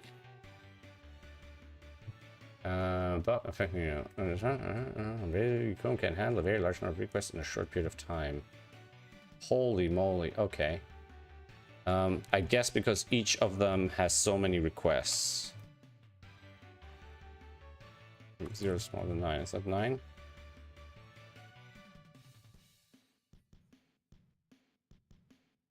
Holy moly. But I can now do this. Yeah. The other way of doing that would be saying, don't preload the puzzle. So what we can do is this, right? And we'll say, we'll do this, and we'll say, but if frameout.src equals nothing, then do a thing, else do another thing. right? And then in this case, we just load it for the first time, and it should still do the same thing, right?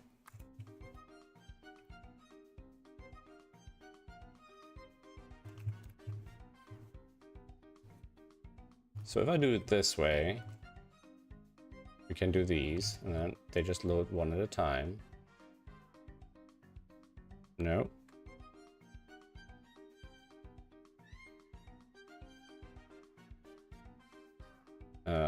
I guess not.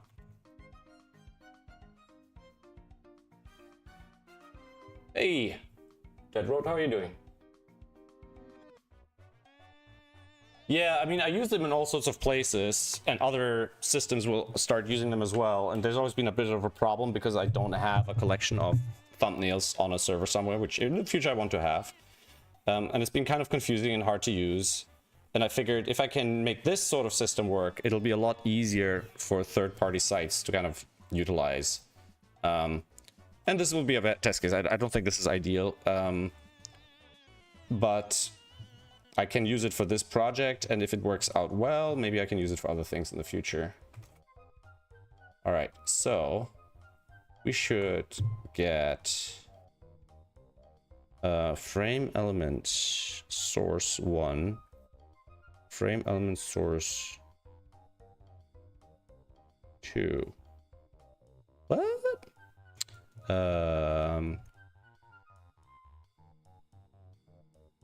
My nose itchy. Does this not give it a blank source?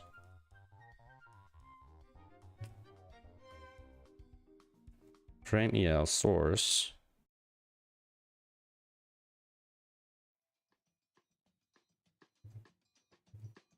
What? Why does it give me that? That's so weird.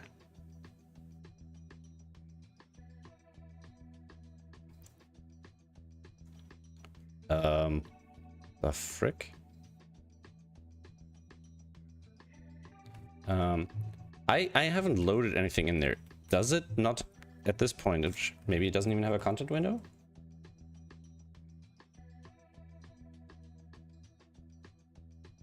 No, it does. Okay. Dot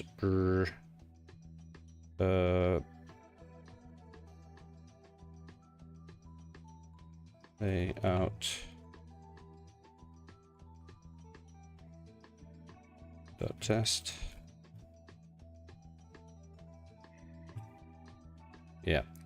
Anyway, if whatever I will need to do to track,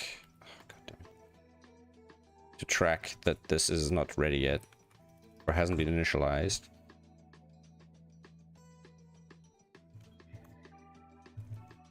So if I do this, and then I'll do SCF, for example, and I put that in here, it'll load that, and it'll eventually load the thumbnail. And I'll do that there, and I'll do that there, I'll do that there, and that's much faster. And then I can just do that. Now, if I try to load them all at once, Chrome will poop itself. Why did that one not load?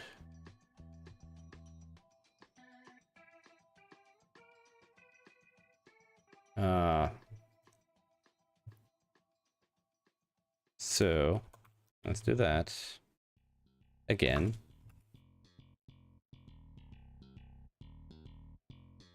Well, it's not designed to be freely used by anybody, so obviously the course headers will specifically enable certain partner sites that I'm working with for this, because like, you know, each of these windows is a couple of megabytes of bandwidth that I'm paying for, so it's not something that I can currently just support like that, you know.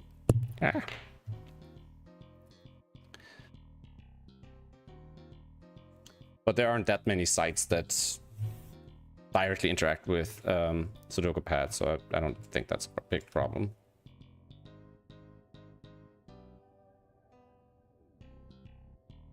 All right.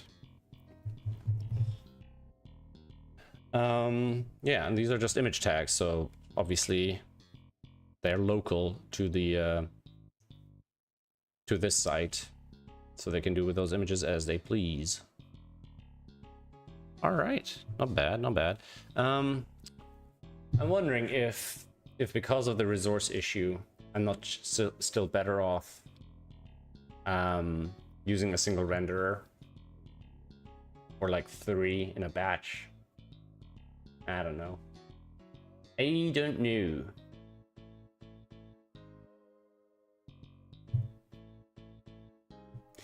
Yeah, there's a bit of an issue, but it's also a Chrome problem. Yeah, I mean, this is a little kind of rough at the moment, but it's a good proof of concept. So with this, I'm confident that this is a method I can use, which prior I wasn't.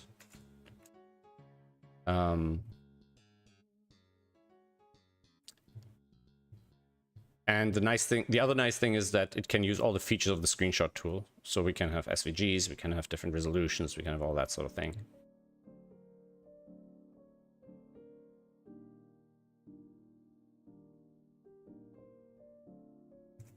And it updates and refreshes quite quickly.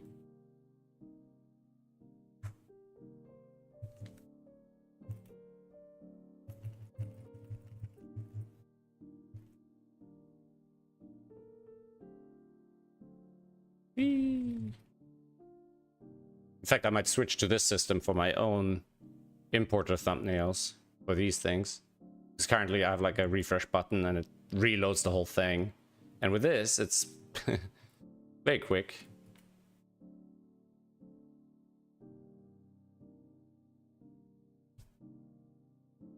Ah, and that's just the image. I can't even interact with that. Okay, guys, it's getting super late today. Right now, thanks for stopping by. Dead Rote. God damn it! I want to say Dead Note or Red Note or something, but Dead Rote is not a word I'm familiar with. Anyway, I appreciate you hanging out. It's always nice to see people care and people pay attention. In the meantime, thanks for watching. Thanks for hanging.